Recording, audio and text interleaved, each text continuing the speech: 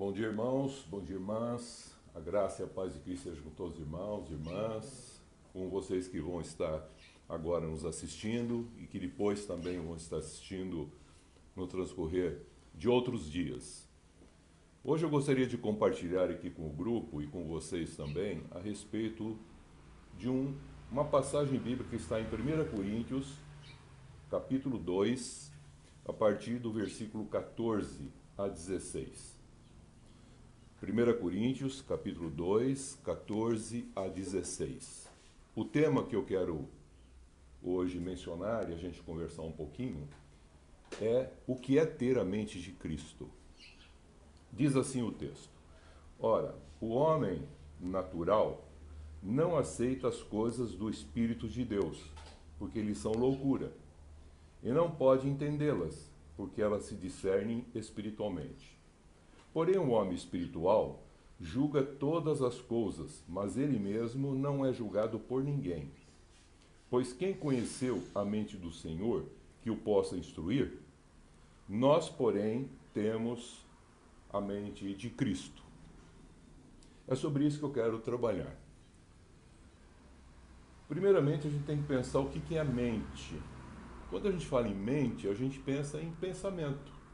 É o que vem, a nossa mente é o pensamento. Então, nós temos que a mente ela faz parte de uma condição chamada alma.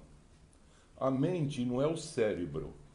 O cérebro é onde estão as informações que nós recebemos no contexto físico. Mas a mente ela é parte da alma. Então, a alma é composta por mente, pelas emoções, os sentimentos e pela vontade. A alma é o que nós chamamos o eu, é a pessoa em si.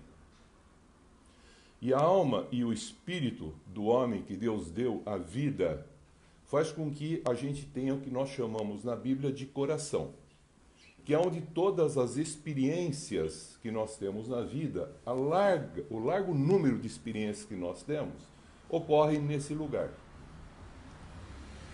que se chama coração. Então, o homem, como ele pensa, mente, ele sente. E como ele sente e pensa, ele age. Isso expressa quem ele é e como ele se comporta.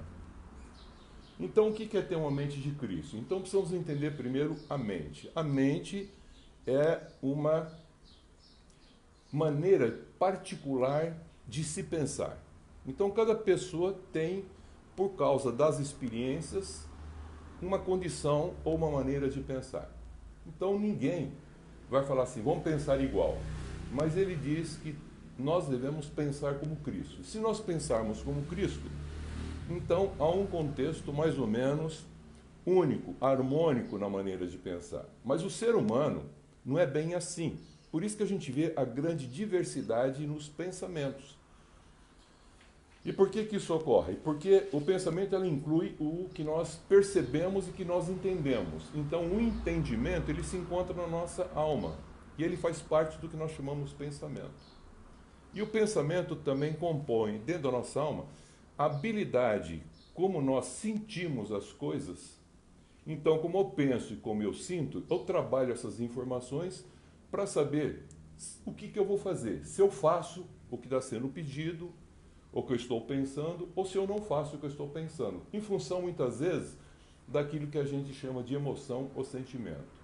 Mas o pensamento não fica só aí. O pensamento, ele tem uma relação com o espírito do homem. Então, ele produz uma coisa chamada razão. E o que vem a ser isso? Razão é compreender verdades. A verdade de Deus e, principalmente, a bondade de Deus. O conhecimento de Deus. Esse é o sentido da razão. Por isso que a gente presta um culto racional a Deus. E também permite que a mente da nossa mente possa ter aquilo que chama no nosso espírito, juntamente com a alma, o poder, que faz com que a nossa mente pondera, discerne as coisas espiritualmente para tomar uma decisão. Então a gente não faz escolha, a gente faz decisão. E a decisão, a gente vai optar pelo bem, evitando o mal. Isso é o que nós chamamos de pensamento. E é assim que ocorre o pensamento nosso. Paulo faz uma afirmação interessante em Filipenses 3, de 12 a 16, e também em Filipenses 4, de 8 a 9, que ele diz: como que você pensa e como você sente é a maneira como você vai agir. Se você pensa e você sente que você é perfeito, ele falou assim, é desse modo que você deve andar. Mas acontece que nem sempre você só pensa desse modo, dessa maneira. Então, conforme Deus vai esclarecendo para você, você caminha conforme você está sendo esclarecido. Ou conforme o teu pensamento, os teus sentimentos estão sendo organizados. É isso que ele vai falar, porque ele fala, a maneira como que você vai pensar é a maneira de como você se encontra. Como que você está pensando, e sempre que você pensar que você é perfeito, você não se esqueça que você é, mas ainda não. Então outro pode pensar que é justo, mas ele tem que pensar, sou, mas ainda não. Outro pode pensar que é filho de Deus, ele fala, sim, mas ainda não se revelou o que havemos de ser. Ou pode pensar que eu estou salvo, ele fala assim, sim, mas ainda não. Então esse mais ainda não faz com que a gente possa ter sempre uma capacidade de ter um conhecimento e um esclarecimento constante a partir de uma experiência que a gente vai tendo no transcorrer da vida. E todas as experiências que nós temos com Deus e de Deus, se não transformarem em uma vivência de uma comunhão com Deus e com o nosso próximo, é apenas uma experiência. Vou dar um exemplo quanto ao contexto que a gente ouve muito. Então, quer circunstâncias, quer fatos ocorrem na vida e alguém traz uma notícia para nós. Então eles perguntam assim para nós, isso acontece com você, comigo, qualquer um? Ele fala assim, eu tenho duas notícias para dar para você, uma boa e uma ruim. Qual que você quer ouvir primeiro? Quem já não ouviu essa afirmação? Todos nós já ouvimos. E geralmente tem uns que falam assim, eu prefiro ouvir a boa, depois a ruim. Outros falam, não, eu prefiro ouvir a ruim e não a boa.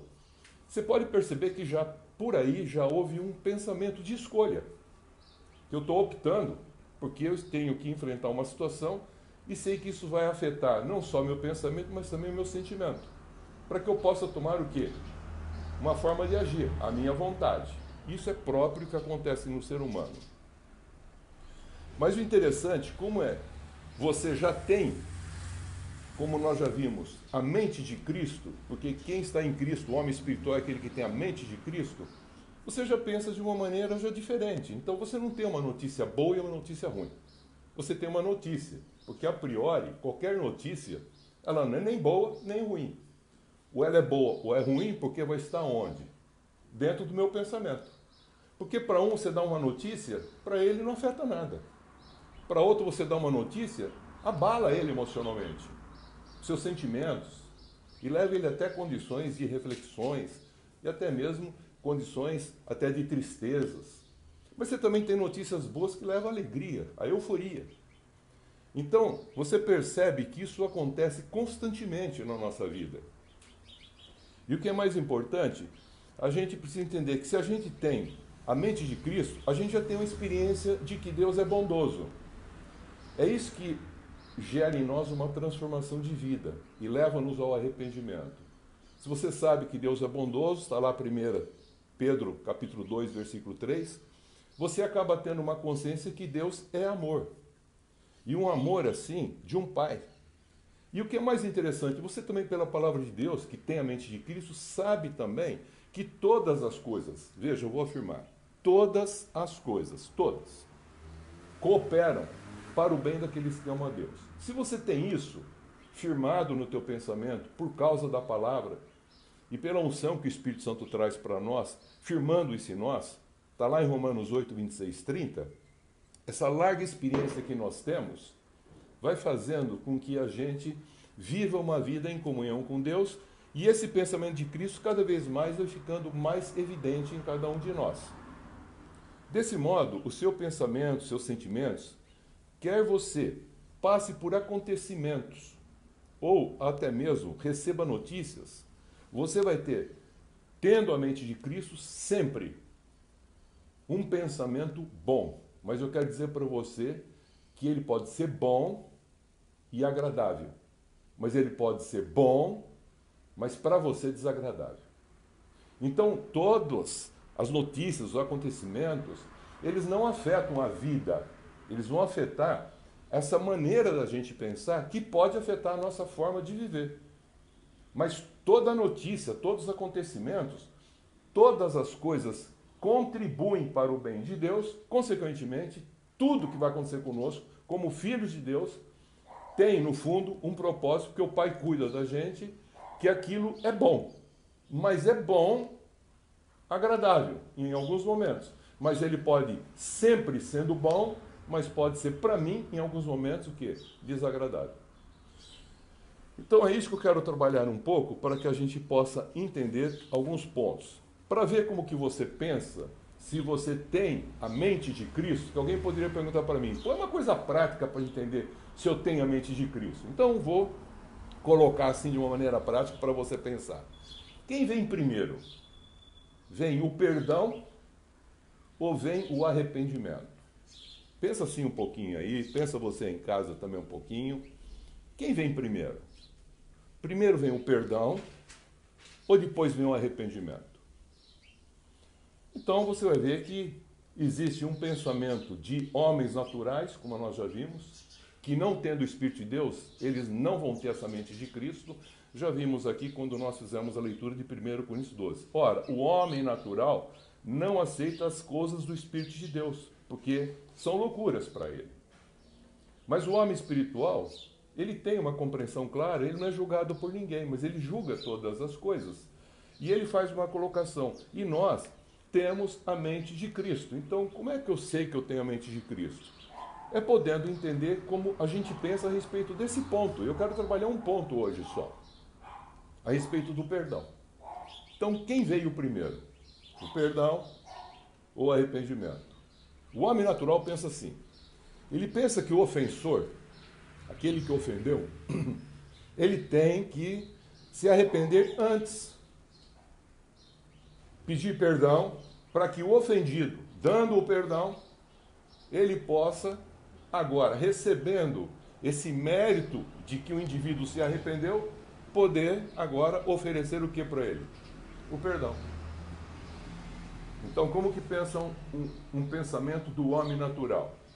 Eu espero que aquele que me ofendeu se arrependa, venha pedir perdão, eu dou o perdão, então ele vai ser curado, arrependido, então agora pronto, nós entendemos as coisas. É assim que pensa o homem natural. Esse não é o pensamento daqueles que têm a mente de Cristo. Por quê? Porque a mente de Cristo trabalha de uma maneira diferente, presta atenção. Quem tem a mente de Cristo pensa o seguinte: o ofendido, não o ofensor, o ofendido, tem que perdoar primeiro, antes do outro pedir o perdão, antes do outro se arrepender. Ele tem que perdoar primeiro. Depois que ele perdoou, para que o ofensor, recebendo essa graça virtuosa, possa agora ter condição de se arrepender, confessar o pecado e se tornar uma outra pessoa. Então, a gente acaba percebendo que Deus faz assim conosco. E esse é um pensamento que Deus quer que, como filhos de Deus, a gente tenha, porque é assim que Deus pensa. Porque Ele fez o que conosco? Primeiro, Ele nos perdoou. E a gente ainda é pecador. E Ele nos perdoou. E por que Ele perdoou? Para que a gente pudesse agora ter condição de se arrepender com segurança. E poder agora, com segurança, se arrepender, de ter a certeza que agora somos perdoados. Mas o que é interessante, o Espírito Santo, ele não faz a gente entender que nós só somos perdoados. Porque ele faz com que a gente, sendo perdoado, não tendo mais pecado, a gente precisa entender isso, a gente não está eximido da condição da culpa. Por quê? Porque eu posso receber, mas não o quê? Perdoar. E nem ser um perdoador. Então não houve transformação. Então a gente vê Paulo falando uma coisa interessante em Filipenses 4, 10, 13. Ele diz assim, Paulo fala da experiência de estar sempre alegre no Senhor. Aí se fala, que coisa mais utópica, como estar sempre alegre no Senhor? Não dá para ficar sempre alegre no Senhor. Não, no Senhor dá para ficar sempre alegre. Não dá para ficar sempre alegre nas circunstâncias que você vive. mas no Senhor sempre. E ele fala, alegrai-vos sempre no Senhor, para vencer todas essas situações, porque ele quer que a gente saiba como pensar. E não pensar como pensar, mas pensar de uma maneira, de uma transformação que ocorreu na nossa natureza pela graça amorosa que nós já recebemos. Então ele fala isso de uma maneira assim interessante. Ele fala assim, porque eu sei estar humilhado como estar honrado. Eu sei estar vivendo com fartura como estar passando fome. Eu sei estar quando há abundância e quando há escassez. E concluiu, tudo posso naquele que me fortalece. Então vou dar duas notícias agora boas para você. Uma que te agrada, uma que pode ser que não te agrada. Mas as duas são boas, porque Deus assim nos deu a nós. Então vou dar essa notícia. Então vou dar primeiramente a que agrada. Ninguém vai ser julgado pelo pecado original. Ninguém, vou repetir, ninguém, fala para os irmãos aqui, ninguém vai ser julgado pelo pecado original. Por que não vai ser julgado? Porque o sacrifício vicário de Jesus, ele veio para tirar esse pecado. E ele já tirou. Essa é a boa nova. Ele já tirou o pecado original. Nessa hora, todo mundo já fala, isso é agradável. Que coisa boa. Essas são as boas novas do Evangelho. Que ele veio para reconciliar a gente com Deus. Ele veio para nos justificar, para dar condição de sermos filhos de Deus. Então ele fez todo um contexto e tirou esse pecado do mundo. Eis o Cordeiro de Deus que tira o pecado do mundo. Ele tirou o pecado. E ninguém mais está pagando o pecado e nem vai mais ser julgado por esse pecado original. Porque Jesus já fez o quê? Tirou esse pecado. Então a boa notícia do Evangelho é que Deus perdoou primeiro para que nós ainda pecadores tivéssemos a condição de sentir o perdão do amor perdoador dele em Cristo Jesus, aceitássemos esse processo da redenção. E agora pudéssemos fazer o quê? Sentindo perdoado, arrepender, confessar o pecado, converter a Deus e ser agora um filho de Deus que torna-se um perdoador, entendendo o grande amor de Deus. Esse é o sentido de quem tem a mente de Cristo. Mas o que tem, e o que a gente mais observa, mesmo dentro do contexto religioso cristão, é as pessoas tendo dificuldade de perdoar. Os discípulos, quando Jesus falou perdoar sempre para Pedro, quantas vezes deu perdoar? Falou 70 vezes 7. Ele falou assim, então aumenta a nossa fé. Mas se o cara aprontar comigo, ele falou, perdoa. E de que jeito? Ele falou 70 vezes 7, sempre, perdoa. Ele falou, mas não dá. Eu preciso achar um jeito, tem um momento que não dá para perdoar. Dá para aguentar, dá para suportar, mas não dá para perdoar. Ele falou, não, você tem que perdoar sempre. A oração que eu ensinei, ela falou o quê? Perdoa as nossas ofensas, assim como nós perdoamos aqueles que nos têm ofendido. Então, para o homem que tem a mente de Cristo, a primeira e boa notícia é que o perdão é sempre dado o quê? Primeiro. Então, se nós fizermos isso, nós não temos que ficar questionando a quem perdoar. É perdoar, pronto, acabou. Porque a oração do Pai Nosso fala, se você não perdoar, Deus também não vai te perdoar. Mas quem não tem a mente de Cristo, pode ser um cristão, está na igreja, frequenta a igreja, sabe todas as palavras de Deus, tem um poder até de línguas e tudo mais, mas ele não consegue perdoar. Tem o que no coração? Raiz e amargura. Tem o que? Dureza de coração. E é um crente. Aí você fala, mas como? Mas pode acontecer isso? Pode. Então, para o homem que tem a mente de Cristo, a primeira coisa que ele tem que entender é que o perdão é uma coisa que ele dá mesmo. E acabou. Porque ele aprendeu com quem? Com o Pai. Porque ele aprendeu com quem? Com Jesus. Presta atenção. Então, sempre o perdão é dado primeiro da parte do ofendido para com o ofensor. Sempre. Para quê? Para que o ofensor, o culpado, para ele ter condição segura e graciosa para se arrepender. Por isso que isso é um evangelho da graça, o evangelho da bênção. A segunda notícia também é boa, mas pode, como acabei de falar, e quase sempre é desagradável para alguns, não para todos, que você sempre tem que perdoar. Aí começa um questionamento entre os irmãos na igreja. Cansei já de ouvir isso. E cada um pega uma passagem bíblica para fundamentar como que ele pode escapar de não perdoar. Não, você tem que perdoar, não tem como. E o que é interessante, porque não respondendo favoravelmente esse amor que ele já deu e que ele nos ensinou a ter a mente de Cristo, para perdoar primeiro, o que acontece? A gente se torna iníquo. Então nós vamos ser julgados pela nossa iniquidade e não mais pelo pecado original que já foi removido. Então a obra do Espírito Santo não é fazer a gente sentir que já está perdoado. Esse é o mal do cristão.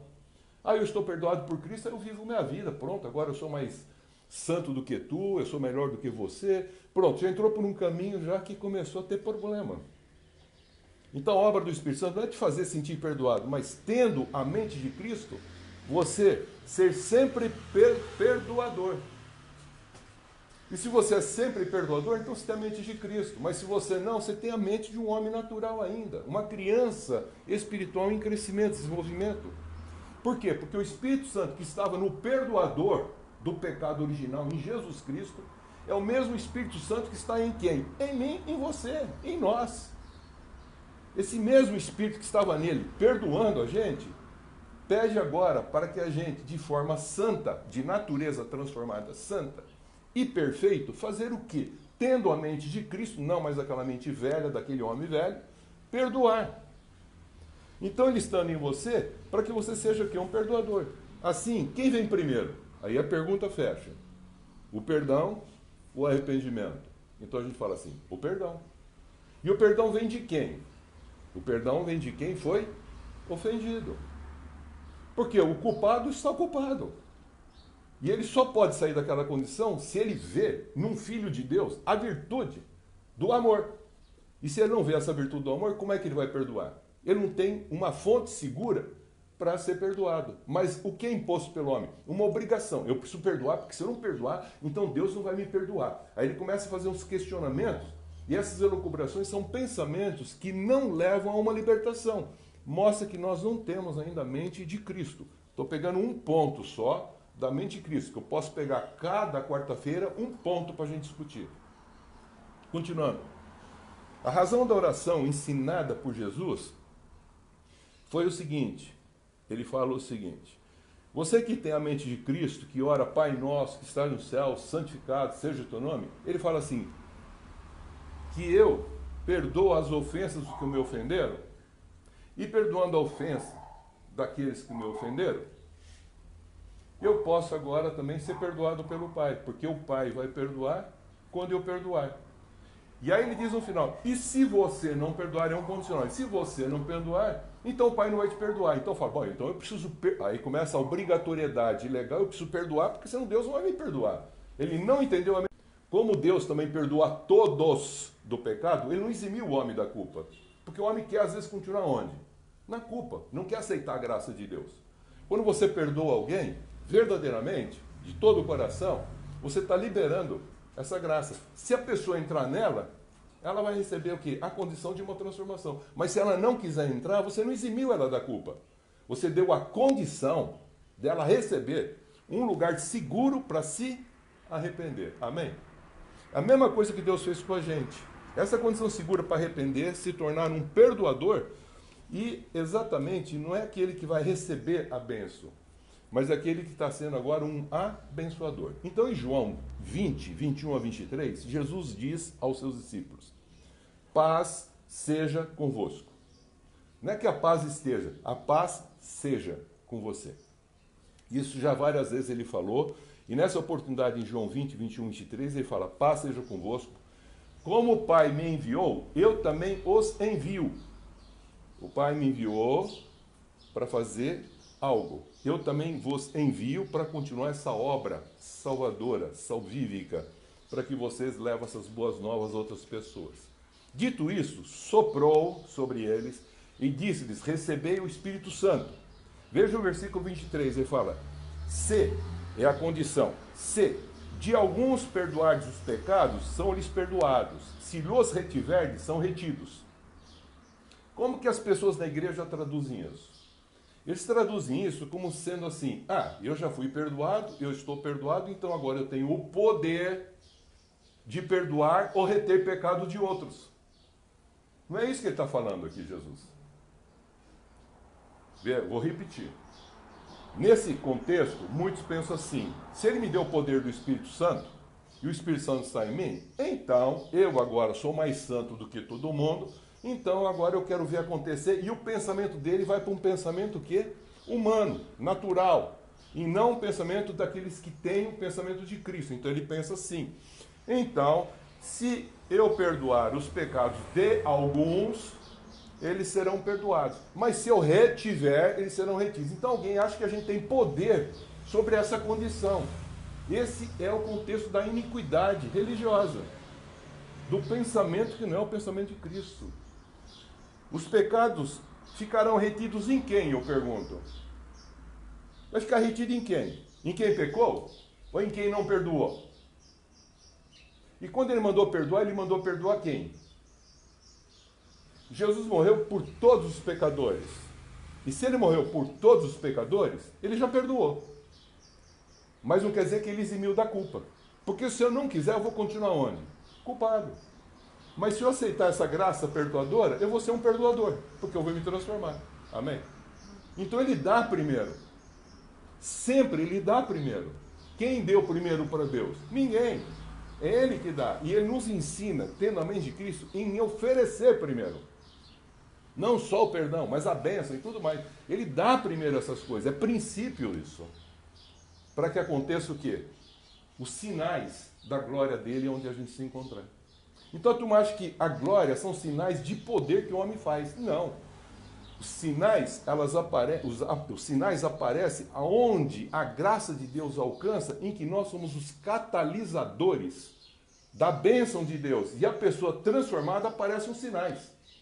Por isso que Jesus não pode fazer muitos sinais na sua família. Porque eles não tinham o quê? Fé. Olhavam para ele e falavam: mas quem é esse? Ele dava uma ordem, eles não obedeciam. E a ordem não era de obrigação, era uma ordem de amor. A ordem que ele dava era de natureza. Se você pensa como eu, você tem comunhão comigo. Você tem comunhão comigo, então eu não estou dando uma obrigação. Eu estou te dando uma condição para juntos nós fazermos uma obra para que Deus seja glorificado. Então, quem faz os sinais? Não somos nós. Eu vou comentar isso agora, que é muito importante. Então veja. Então quem pecou? É quem não perdoou. E para quem ele mandou perdoar? O pecador que continuou no seu pecado? Ou é aquele que saiu do pecado e que agora não deve mais pecar? É isso que ele está falando aqui. Então quem é que vem primeiro? O perdão. Então quem que tem que dar primeiro passo? O ofendido. E não esperar o ofensor se arrepender. E a gente fica pensando no outro se arrepender para a gente perdoar. Isso não é temente de Cristo. Então presta atenção. A oração que Jesus ensinou afirma que se você não perdoar quem te ofendeu, Deus também não vai te perdoar. Só quem tem a mente de Cristo, isto é, um coração puro, isto é, o coração é a alma e o espírito, como nós falamos, uma consciência boa para com Deus e uma fé verdadeira em Jesus Cristo, tem amor ágape e tem autoridade para perdoar e fazer os sinais aparecerem.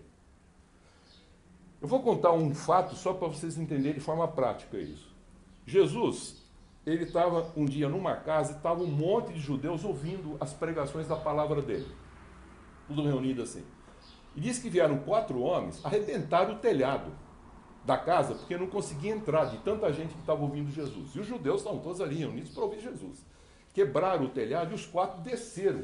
Um paralítico, um enfermo ali, diante de Jesus. Puseram ele diante de Jesus assim e diz que Jesus, vendo a fé dos 4, ele viu a fé dos 4, aí ele virou para aquele enfermo que estava na cama e falou assim: os teus pecados estão perdoados. Falando de perdão de pecado hoje, especificamente. Teus pecados estão perdoados. Na hora, os judeus que estavam ali escandalizaram. E disseram, vieram para aprender de Jesus. Estava ali um contexto prático. E eles não entenderam. Disseram, só Deus pode perdoar pecado.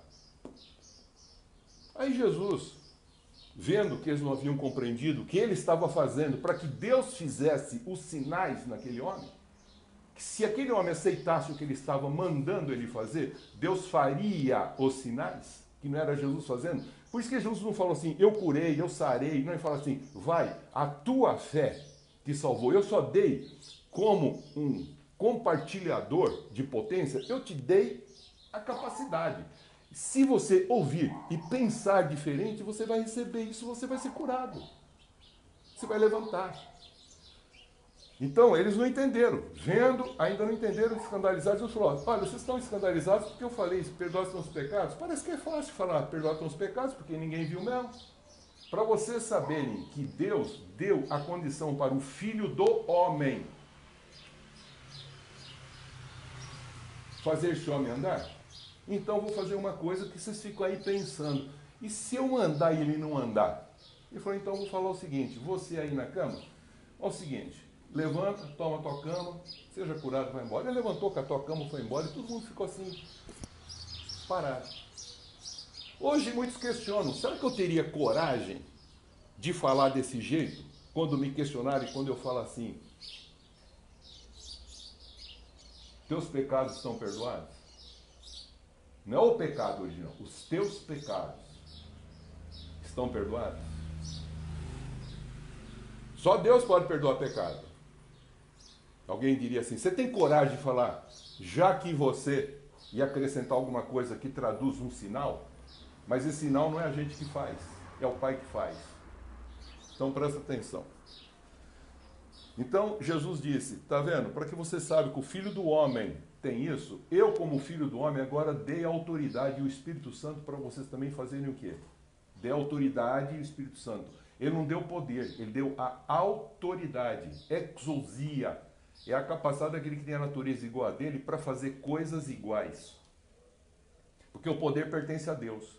Então a nossa autoridade, o nosso ministério não é de sinais com poder. O nosso ministério é de autoridade com a palavra. Por isso que Jesus com a palavra expulsava os demônios. Porque ele tinha a autoridade de um filho com a natureza de falar. Aquele que aceitasse o que ele estava falando receberia pela fé e Deus curaria. Era assim que acontecia com os discípulos. Os discípulos numa igreja curaram um homem e os caras vieram para adorar. Ele falou, pode parar. Pode parar. Eu sou homem como vocês, com os mesmos sentimentos, com as mesmas condições. Vocês têm que entender Deus. Não vem adorar a gente aqui não. Pode parar. Vocês não estão entendendo. Eu só dei um catalisador de um potencializador. E esse homem creu em nome de Jesus. E por causa disso ele levantou, está curado. Em nome de Jesus. É a fé dele. Eu só fui o catalisador. Eu dei a bênção. Para tirar da marginalidade, como nós já falamos. Para que ele volte a integrar a sociedade. E ele creu no que eu falei. E, consequentemente, a minha autoridade agora faz com que Deus cumpra, através dele, um sinal. E vocês vão achar que nós estamos fazendo sinais. Nós não fazemos sinais. Jesus fez sinal para revelar o seu ministério. E falou que nós teríamos sinais que nos acompanharíamos, os que creríamos nele. E os sinais vão acompanhar em quem crê. Amém? Por isso que é importante começar no entendimento desse perdão. Os sinais seguem os que creem e têm a mente de Cristo. O nosso ministério não está em operar sinais, queridos. E muito menos usando de poder. Mas com a autoridade do Espírito Santo e usando da misericórdia, do amor desinteressado, perdoar a todos. Perdoar a todos, para que a fé seja potencializada naquele que recebe a palavra e tem fé. Por isso que Jesus falava, vai, a tua fé te salvou, vai, a tua fé te curou, não fui eu. Eu apenas disse o caminho. Como o caminho eu apontei e você aceitou. E ao você ir, você foi abençoado. Por isso o perdão sempre é dado primeiro. Por que nas igrejas não tem glória? É porque tem muito poder. Onde tem muito poder, não tem glória, porque não tem autoridade. E onde tem autoridade, existe também poder. Então eu vou explicar isso de maneira bem tranquila. Por que na igreja, tendo muito poder, não aparece a glória de Deus? Hoje. E porque no começo da igreja diz que muitos sinais e maravilhas aconteciam. Porque lá tinha o quê? A autoridade do nome de Jesus para fazer as coisas. Mas ninguém queria poder. Hoje as pessoas querem poder para fazer. E não autoridade para servir. E por causa disso, eles não estão se doando. Eles estão se achando. E quem se acha se perde. Amém? Esse é o grande problema, que hoje nas igrejas tem muito poder e pouca autoridade. Por isso que a glória de Deus não aparece. Vamos colocar isso de maneira assim, bem tranquilo. Por isso que o perdão sempre é dado primeiro, para que possa haver arrependimento, confissão da culpa e a conversão a Deus. 1 Coríntios 4,8 diz, o amor ágape. Isso aqui é interessante, diz que cobre multidão de pecados. O amor ágape remove o medo. O amor ágape cobre a transgressão, Provérbios 10, 12. Mas o amor ágape não encobre o pecado. O amor ágape cobre, mas não encobre o pecado. Quem encobre o pecado torna-se cúmplice do pecado. Levítico 5:1 fala isso. 1 Timóteo 5:22, Paulo fala isso para Timóteo, não vai pondo a mão em qualquer pessoa não, para não ser cúmplice do pecado dele. Também ele fala, 2 João 11, a mesma coisa. Quem vem à tua casa, a tua casa não está se referindo a uma casa física, quem vem a você, não receba essa pessoa no sentido que ele apenas tem relacionamento, mas receba se ele tiver essa doutrina da comunhão. Se ele tiver esse que tem a mente de Cristo. Você tendo a mente de Cristo é um sacerdote, querido. Da ordem de Melquisedeque, que não julga, nem condena, mas perdoa o culpado, mas não exime-o da culpa. Quando a gente perdoa alguém, você não está eximindo ele da culpa. Você está dando condição dele se arrepender, confessar a culpa e não encobri-la. Porque se você encobrir com ele, você está sendo conivente. Então o teu pecado me faz pecar. Tem gente que fala assim, eu vou te contar um pecado aí que eu tenho, mas você não conta para ninguém. Então você fala, é bom você não contar para mim. Porque se você contar para mim, tem duas condições. Ou eu vou falar, porque eu não vou ser conivente, eu sou fiel, não vou ser leal a você para guardar o pecado, ou vou te ajudar a sair dele. Você quer o quê? Você quer falar, antes de você falar, você quer falar para eu contar para todo mundo, que nada pode ficar encoberto, ou você quer falar para mim, te ajudar para você sair dessa condição, te dar uma condição. Eu falo, não, eu quero sair dessa condição. Eu não quero que todo mundo saiba, então eu vou fazer o seguinte, então você vem aqui e nós vamos junto, eu vou te dar condição para você sair dessa condição. Então eu vou dizer para você, Deus já te perdoou. E eu também não quero te julgar nem te condenar, eu já te perdoei.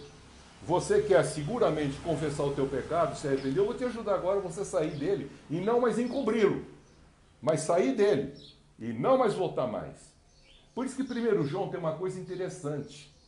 Ele diz assim, se você amar o teu irmão, o sangue de Jesus te purifica todos os pecados. A gente tem uma ideia que a gente é purificado para amar o irmão. Eu falo, não, se você amar o teu irmão, veja o que vem primeiro. Então, o sangue de Jesus, a vida dele, vai purificar você todo o pecado. Aí você fala, agora estou entendendo.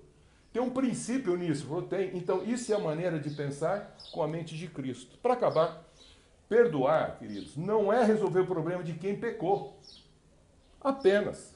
Mas resolver o grande problema de quem não perdoou. Vou repetir. Perdoar não é resolver o problema de quem pecou apenas, mas resolver o grande problema de quem não perdoou e nem amou. O problema do pecado é com Deus e não com o nosso próximo. Pois sendo a imagem e semelhança de Deus, aquele que deixar de expressar o seu amor, a graça, a comunhão para com o seu próximo e com Deus em amor, será por isso julgado. Então a gente não vai ser julgado pelo pecado original. Porque ele criou uma série de acontecimentos em nós, circunstâncias, que nos leva a fazer pecados e o nosso pecado vai fazer o outro pecar. O teu pecado me faz pecar. Como a gente não tem a mente de Cristo, a gente fica preso nessa ciranda dessa vida. Então nos deu a vida como uma expressão de oferta espontânea da gente mesmo para o louvor da sua glória. Por isso que em Jó 1,12, Satanás estava cirandando, foi se reunir com os filhos de Deus. Aí Deus falou para ele, você viu o meu servo Jó ali? Ele falou, vi, mas tem uma sebe em volta dele, o senhor protegeu ele lá, ninguém toca nele. Ele sabe a respeito de Deus, o senhor protegeu. Ele falou, não tem problema não, eu quero que não só saiba a meu respeito, eu quero que ele me conheça. Está aberto, você só não toca nele. Capítulo 1, Satanás vai e arrebenta tudo que ele tem. Fazenda, gado, filho, foi arrebentando.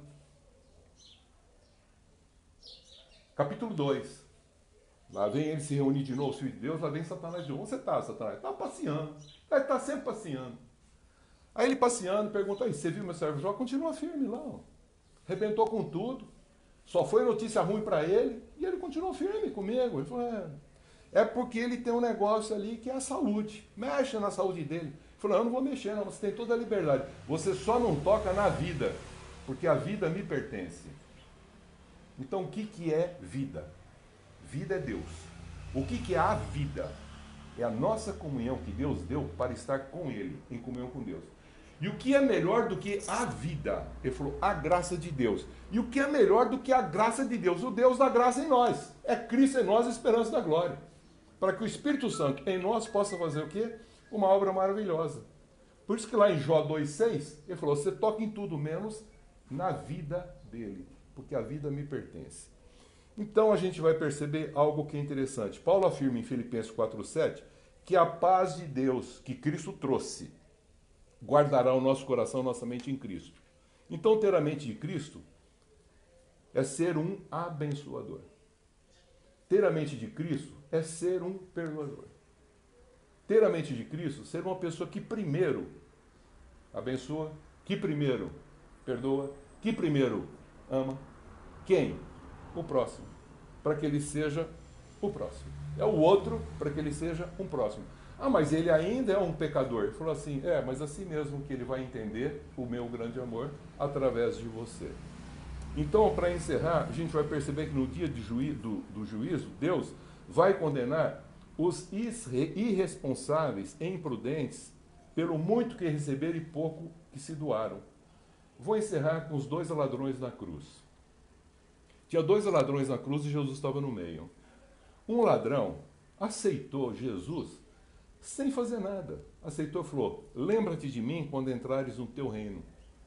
Naquela hora ele foi redimido. Jesus disse, hoje estarás comigo no paraíso. Redimido. Houve uma redenção na vida daquele homem. O outro, do lado, fez o quê? Você não é o filho de Deus? Por que você não usa o teu poder para te salvar? Por que você não salva a gente? Livra a gente também. O pecado foi o quê? Retido. Então o pecado é retido em quem? No culpado? Ou naquele que não entendeu a graça de Deus perdoadora? Aquele que não entendeu a graça de Deus perdoadora. Por isso que um foi redimido, o outro teve o pecado retido, e tudo isso não foi por causa de Deus. Foi por causa do coração do homem. Porque ele não soube como pensar, como sentir, e muito menos como agir. Ele não teve um pensamento de quem? De Cristo. Ele não teve a mente de Cristo. Teve apenas uma mente humana, buscando seus interesses, para que Deus pudesse safá-lo das suas responsabilidades, e não salvá-lo da condição que ele se encontrava. Aquele que entendeu o quanto Deus nos ama, a gente também aprendendo, tendo a mente de Cristo, vai fazer exatamente isso. Vai amar todos antes deles fazerem qualquer coisa, para que eles possam achar um lugar seguro, primeiro, para fazerem as transformações da sua vida e da sua consciência. É isso, queridos, que nós queríamos compartilhar e podemos agora conversar a respeito desse tema. E é isso, meu querido, que acompanhou até agora com a gente. Espero que vocês tenham aproveitado essa reflexão e que vocês possam compartilhar também entre vocês e até conosco, se quiserem, pelo Facebook. A gente fica à disposição. E que Deus abençoe a todos. Até quarta-feira, para que a gente faça uma reflexão com o pastor Wilson novamente aqui. Que Cristo abençoe a todos nós.